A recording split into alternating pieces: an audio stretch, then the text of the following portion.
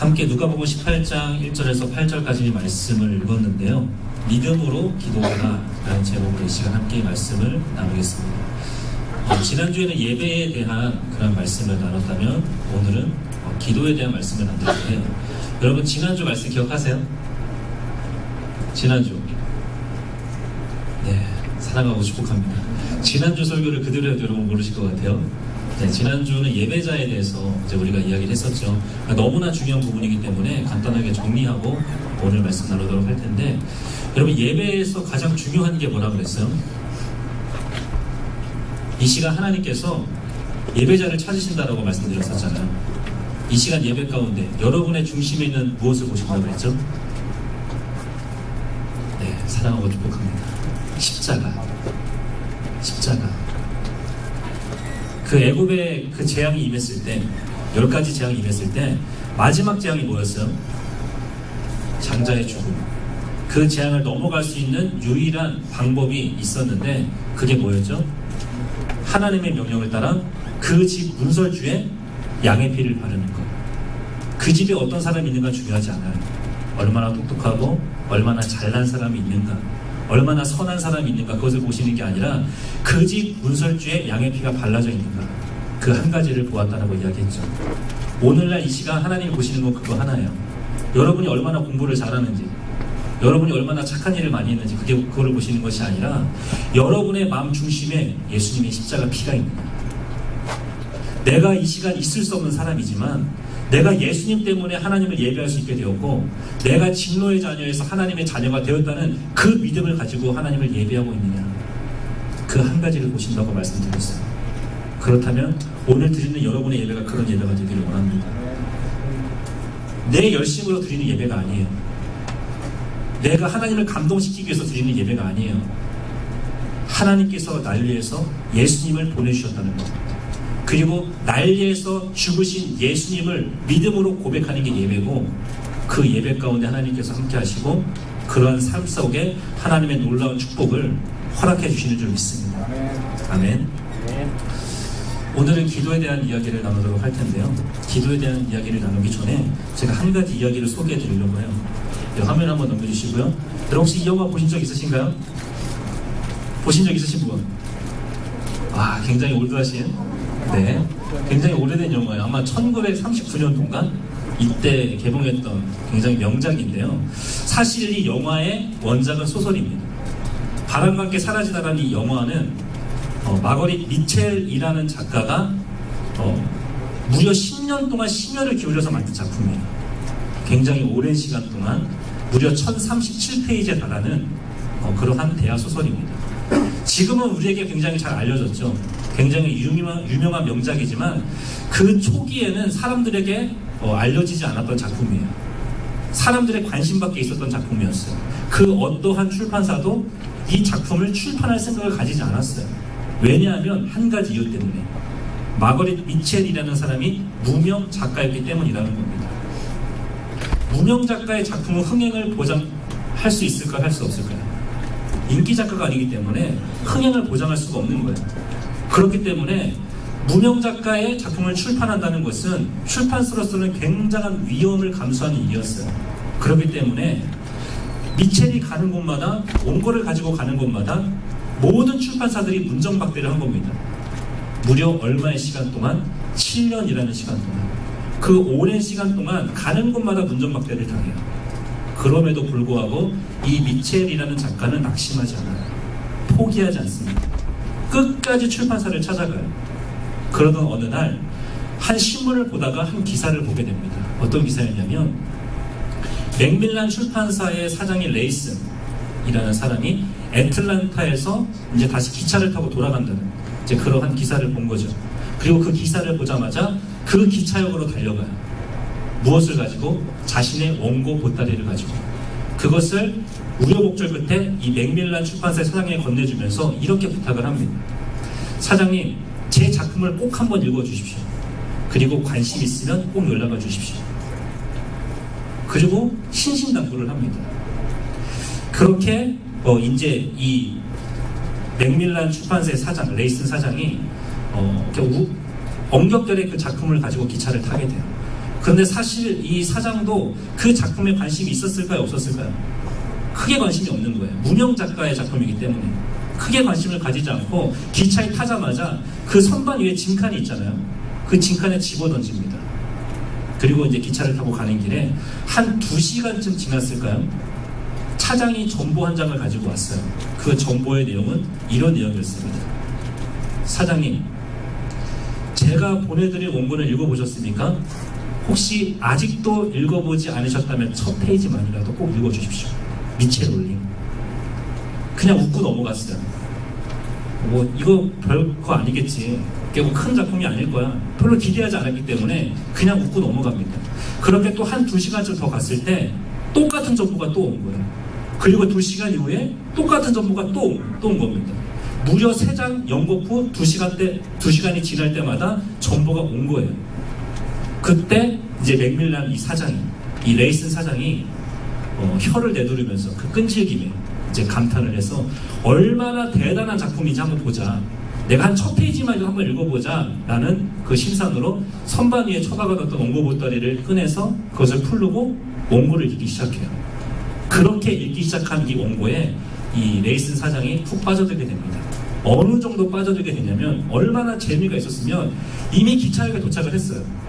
사람들이 짐칸에 있는 짐을 챙기고 있는 그런 순간에도 그 원고를 놓고 있지 않을 정도로 굉장히 빠져서 그 작품을 읽게 되었다는 겁니다. 그리고 회사에 돌아오자마자 어떻게 했을까? 바로 이 책을 출판하라고 지시를 내립니다. 그렇게 세상에 드러나게 된 이 작품이 바람과 함께 사라지다라는 작품입니다. 1936년 출판된 이 작품은 그해 굉장한 센세이션을 일으켜요. 굉장히 폭발적인 반응으로 그 해에 100만 부 이상이 팔렸고요. 베스트셀러가 됩니다. 거기서 멈춘 것이 아니라 그 다음 해에는 플리처상을 수상했고요. 세계 각국의 언어로 번역이 되어서 세계에 수출이 되는 작품이 됩니다. 그리고 영화로까지 이제 나오게 되는 불후의 명작으로 남게 되었다는 겁니다. 그런데 한번 생각해 보자는 거예요. 사실 영화 제목이 뭐예요? 영화의 제목이 뭐예요? 바람과 함께 사라지다. 사실 이 작품은 영화의 제목, 이 소설의 제목처럼 바람과 함께 사라질 뻔했던 작품이에요. 7년 동안 아무의 관심도 받지 못했던 그런 작품이었거든요. 그런데 이것이 어떻게 세상에 빛을 보게 되었을까요? 포기를 모르는 정보세장. 포기를 모르는 그 정보세장을 통해서 세상의 빛을 발하게 되었다는 겁니다. 사실 이 미첼이 보낸 정보가 한 장, 2장 레이슨에게 전달되었을 때는 그의 마음을 움직이지 못했어요. 그런데 언제 이 맥밀란 출판사 사장의 마음을 움직였을까요? 정보가 3장째 전달되었을 때 포기를 모르는 그 열정에 레이슨 사장은 결국 마음을 움직이게 됐고 그 책을 읽게 되어지고 그리고 이 책을 출판하는데 이르게 되더라는 겁니다. 그렇다면 우리가 한번 생각해 보자는 거예요. 여러분, 이 이야기가 어떤 교훈을 줄까요? 특히 오늘은 기도에 대한 말씀을 나눌 거예요. 기도와 관련해서 우리에게 어떤 교훈을 줄까요? 이렇게 생각하는 경우가 많을 것 같아요. 포기를 모르는 정보세장이 그 작품을 출판할 수 있는 기회가 되었던 것처럼 그것을 끝까지 홍보하고 끝까지 최선을 다해서 그렇게 가지고 나갈 수 있었다는 겁니다. 제가 어떠한 이야기를 드리고 싶은 걸까요? 이것을 기도와 관련해서 한번 생각해 보자는 겁니다.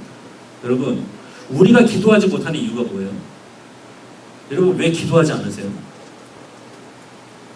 대부분 어떠한 이유 때문에 기도하지 않는다고 생각하냐면 응답 때문이라고 생각해요. 내가 기도해도 하나님 응답하시지 않으니까, 내가 기도해도 하나님 내 기도 들으시지 않으니까 나는 기도하다가 낙심할 수밖에 없고 나는 더 이상 기도할 수 없다라고 이야기한다는 겁니다. 마치 미첼의 상황과 연관시켜 생각해보면 이런 거예요. 내가 7년 동안이나 끊임없이 기도했는데 내가 반복해서 기도로 하나님께 전보를 쳤음에도 불구하고 하나님 반응하시지 않는다는 거예요. 그렇기 때문에 기도하다가 낙심하는 일들이 생길 수밖에 없다, 이렇게 이야기하는 경우가 많더라는 겁니다. 여러분들 정말 그럴까요? 우리가 기도하다가 낙심하는 이유는요, 응답 때문이 아니에요. 진짜 이유는 뭔지 아세요? 우리가 기도하다가 낙심하는 진짜 이유가 뭔지 아세요? 응답 때문이 아니라 무엇 때문일까요? 믿음 때문에. 우리가 하나님을 신뢰하지 못하는 거예요.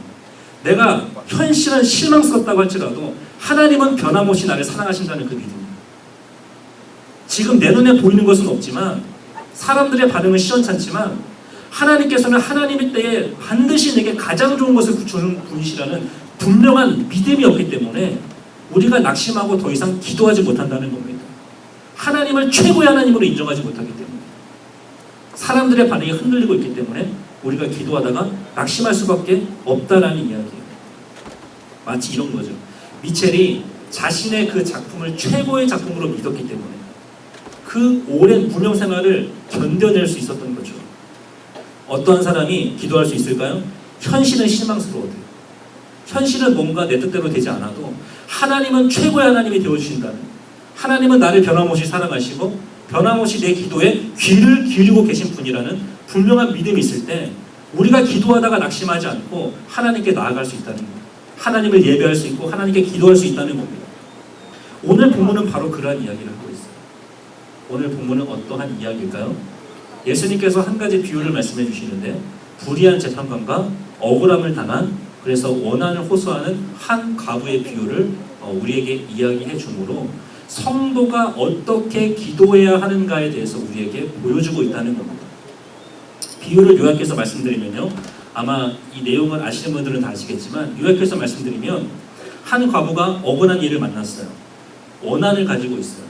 그래서 그 원한을 풀어줄 수 있는 능력을 가진, 비록 불의한 재판관이지만 그를 찾아가서 계속해서 간청해요.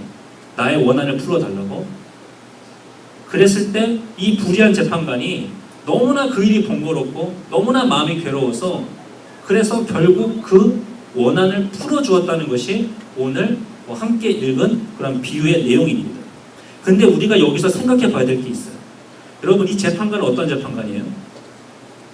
재판관의 캐릭터를 한번 생각해 보자고요. 재판관은 어떤 재판관이죠? 성실한 재판관이 아니에요. 의로운 재판관이 아닙니다. 어떤 재판관이죠? 불의한 재판관이에요. 하나님을 두려워하지 않아요. 그리고 사람을 무시하는 그런 재판관이에요. 그런데 그러한 불의한 재판관이 왜 이 과부의 원한을 풀어주었을까요? 우리가 이것에 대해서 답할 수 있어야 돼요. 보통 어떻게 생각할까요? 끈질기게 감겼기 때문에, 과부의 끈질김에 결국 혀를 내두르고 그의 간청을 들어주었다. 이렇게 생각하기 쉽다는 거예요.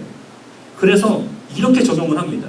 우리도 어떠한 일을 만나든지 끈질기게 기도하면 하나님께서 반드시 응답해 주실 것이라고, 그렇게 기도에 대해서 생각하는 경우가 많다는 겁니다.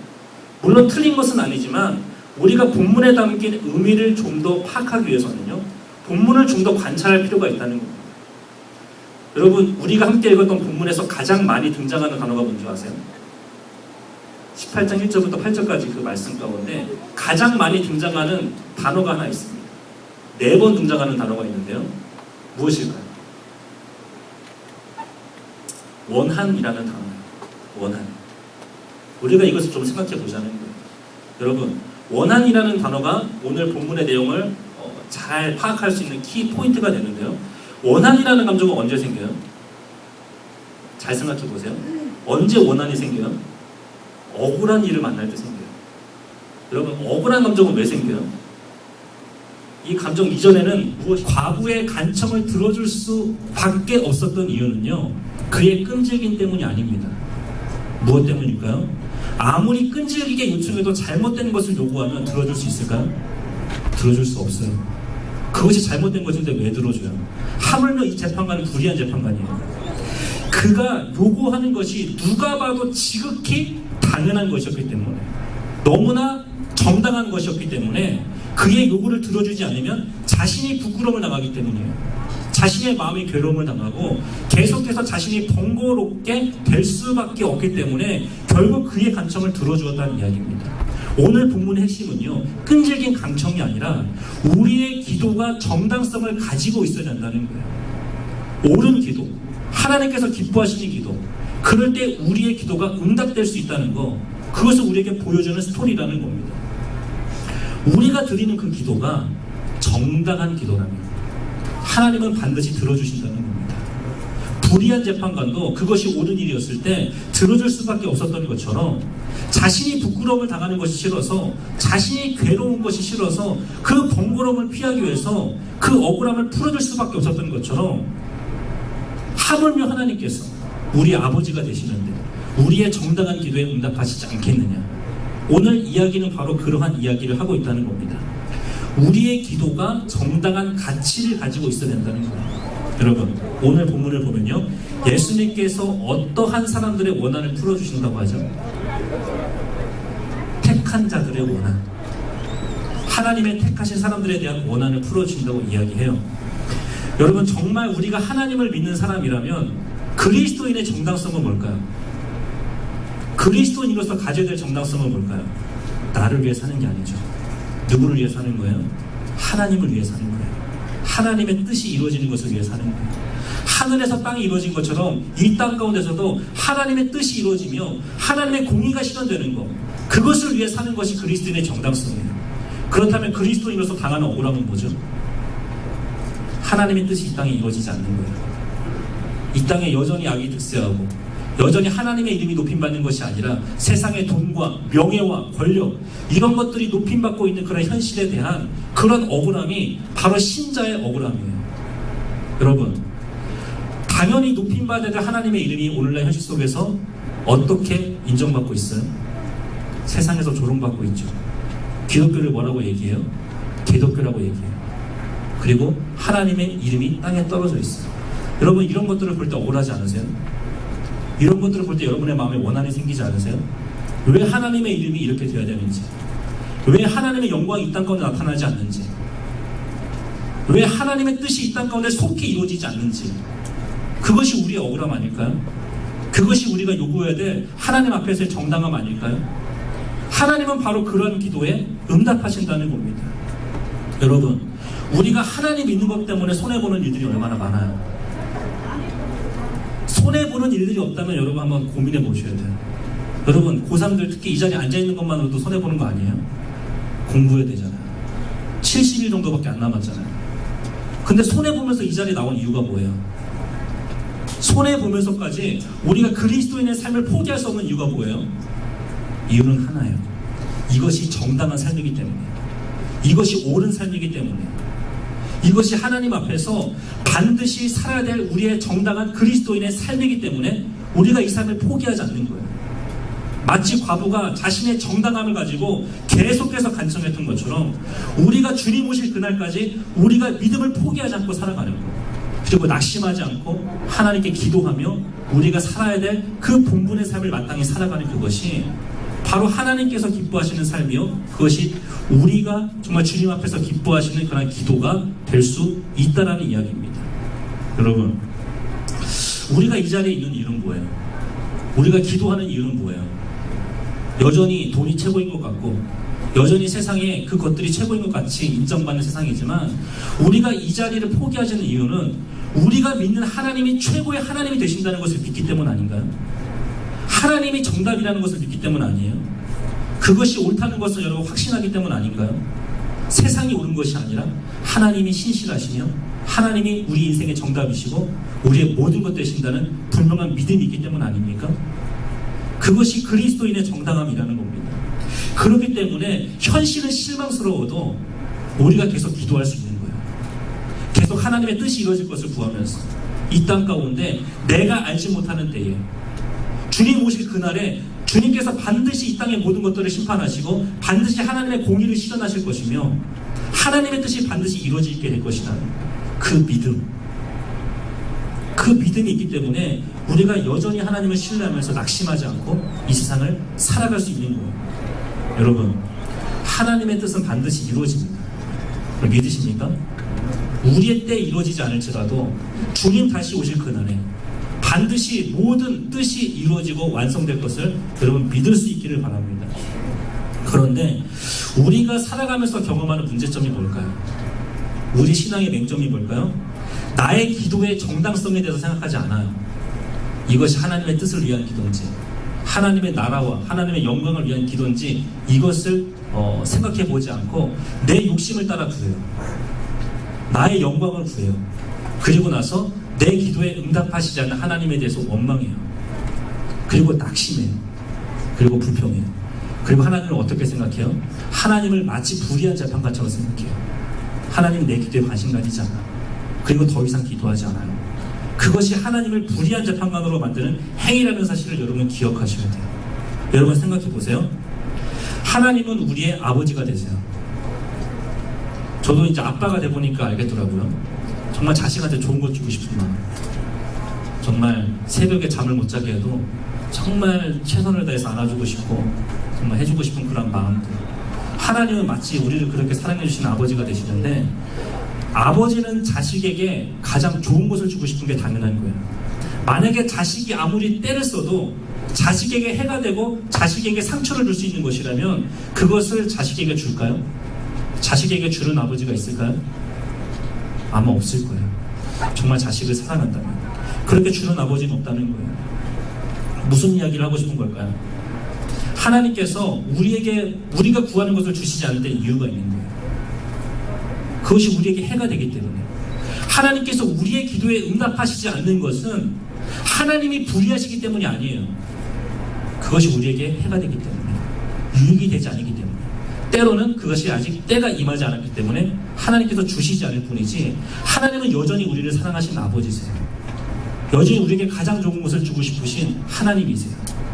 그런데 우리는 자꾸 하나님을 불의한 재판관처럼, 어차피 기도해도 소용없다고 생각하고, 내가 하나님 앞에 정당한 기도를 했는가를 생각하지 아니하고 내 욕심을 따라 구하면서 하나님이 응답하시지 않는 것만 생각하고 하나님을 불의하게 생각하는 경우가 많다는 거예요.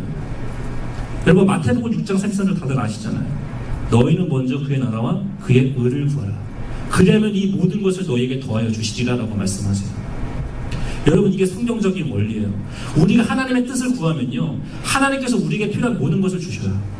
우리가 구하지 않아도 그분은 아버지시고 전능하신 하나님이시기 때문에 우리의 필요한 모든 것을 아세요. 그리고 그것을 주실 수 있는 분이십니다. 우리가 무엇만을 구하면 하나님의 영광을 구하고 하나님을 구하는 자가 될 때 하나님은 모든 것을 당연히 주시는 분이시라는 겁니다. 저는 여러분들이 어떠한 경우에도 하나님 앞에 기도하다가 낙심하지 않은 사람들이 되길 원합니다. 하나님의 신실하심을 확신할 수 있기를 원해요. 하나님은 반드시 내 기도를 기울이고 계시고 반드시 응답하시며 나에게 가장 좋은 아버지가 되신다는 그 믿음. 하나님은 불의한 재판관이 아니라 나의 사랑하시는 아버지가 되신다는 그 믿음. 그 믿음을 가지고 기도하며 낙심하지 않는 저와 여러분 될 수 있기를 원합니다. 마지막으로 말씀 한 구절 보고 말씀을 마칠 텐데요. 8절 말씀 우리 함께 읽어보도록 할게요. 다 같이 한번 읽어보겠습니다. 시작. 내가 너희에게 이르노니 속히 그 원한을 풀어주시리라. 그러나 인자가 올 때에 세상에서 믿음을 보겠느냐 하시니라. 뭐라고 말씀하세요? 인자가 올 때 세상에서 이러한 믿음을 볼 수 있겠느냐, 이런 믿음을 볼 수 있겠냐고 말씀하세요. 우리가 함께 읽지는 않았지만 앞선 17장 후반절을 보면요, 마지막 때에 임박했을 때 어떤 현상들이 일어나는지를 보여주고 있어요. 이 세상이 마치 노아의 때와 같을 것이다.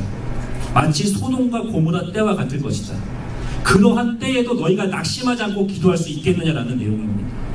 그런 상황 속에서도 우리가 하나님을 신뢰하며 롯의 처처럼 세상을 뒤돌아보지 아니하고 여전히 하나님은 나의 최고의 하나님 되심을 믿으며 하나님이 기뻐하시고 원하시는 뜻을 구하고 그렇게 믿음 안에서 신실하게 내가 너희들을 다시 만날 그날까지 그렇게 살 수 있겠느냐, 내가 이 땅에 올 때 그런 믿음을 볼 수 있겠느냐. 여러분, 이 질문 앞에서 여러분들이 그러한 믿음을 보여줄 수 있는 신실한 기도의 사람들이 될 수 있기를 원합니다. 인자가 올 때 이 믿음을 볼 수 있겠느냐. 어떤 말씀이에요? 보기 힘들다는 말씀이에요. 하지만 저는 여러분들이 그러한 믿음을 보여줄 수 있는 사람들이 되길 원합니다. 세상은 돈이 최고라고 얘기해요. 좋은 대학을 무조건 가야 된다고 이야기해요. 물론 그게 나쁜 건 아니에요. 하지만 본질은 아닙니다. 정말 하나님을 믿고 하나님이 나의 전부이며 하나님이 나의 생명인 것을 믿고 그렇게 기도하며 낙심하지 않냐고 살아가는 그 삶, 주님은 그 믿음을 보기 원하신다라고 이 시간 말씀하고 계시는 줄 믿습니다. 인자가 올 때 이 믿음을 볼 수 있겠느냐. 저는 여러분들이 그런 믿음을 보여줄 수 있는 사람들이 되었으면 좋겠어요. 여러분, 예수 믿는 것 때문에 손해보는 거 있으세요? 고난받으시는 거 있으십니까? 만약에 그런 것이 없다면 좀 고민해 보셔야 돼요. 예수 믿는 것 때문에 내가 이런 억울함을 당했습니다. 당당하게 말할 수 있는 저와 여러분 될 수 있기를 원합니다. 내가 예수 믿는 것 때문에 이렇게 많은 손해를 보고 있지만 나는 결코 이 길을 포기할 수 없습니다. 이것이 비록 십자가의 길이요, 세상에서는 너무나 많은 실망스러운 일들을 경험하는 길이지만 이것이 생명의 길이요, 영생의 길이요, 축복의 길이요, 부활의 길이요. 내가 이것을 믿고 지금까지 믿음으로 기도하며 낙심하지 않고 달려왔습니다. 정말 주님 앞에 이 믿음을 보여줄 수 있는 저와 여러분 될 수 있기를 원합니다. 이제 함께 기도하고 우리 함께 말씀을 마무리하도록 할 텐데요. 이 시간 주님께서 우리에게